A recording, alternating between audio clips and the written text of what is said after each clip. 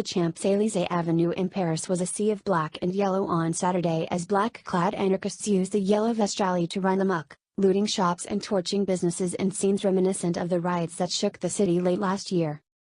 "There are people and there is action.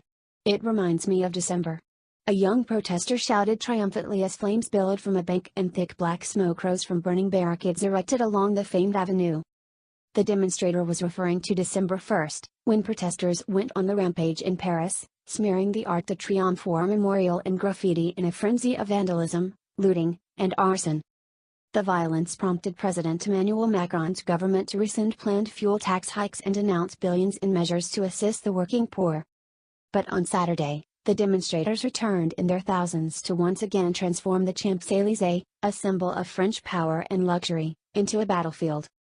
Using banners and construction barriers as shields, the Black Bloc protesters ripped up paving stones which they used to smash shop windows and attack the police.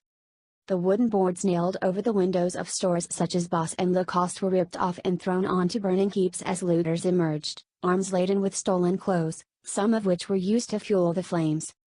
Café tables and seats also ended up on the fire, and the famous Fca's Brasserie, favorite locale of the rich and famous, including ex-President Nicolas Sarkozy, who controversially used it to celebrate his 2007 election, was also sacked in an orgy of anti-capitalist destruction.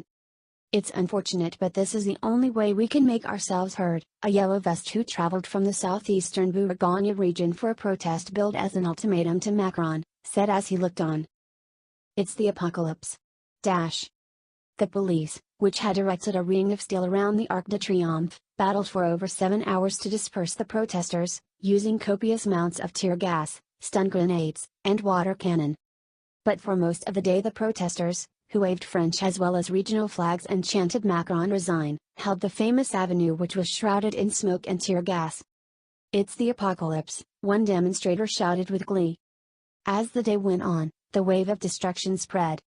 A bank situated on the ground floor of an apartment building was set alight. A woman who was evacuated with her 4 children, including a 9-month-old baby, fought back tears as she told AFP of their escape down the stairs from their 3rd-floor apartment. "We first smelled the tear gas fumes and then saw the fire from the window," she said. "They could have killed someone," her partner Rita added. A lounge and luxury handbag store was also set alight, along with a restaurant specializing in mussels and the terrace of a large café and several of Paris's iconic green-domed news kiosks. Interior Minister Christophe Castaner blamed the violence on over 1,500 ultra-violent people who came to smash things up, do battle and attack. As the evening drew in and the rioters were pushed off the Champs-Élysées into smaller adjacent streets, the walls bore their imprint. One slogan mocked the 2-month-long grand national debate launched by Macron in mid-January to give voters a forum to air their grievances. "End of the debate, start of the big cleart," it read. The smashed window of a store was scrawled with the words "Open Day." By the early evening, 151 people had been arrested, of whom 46 were placed in custody.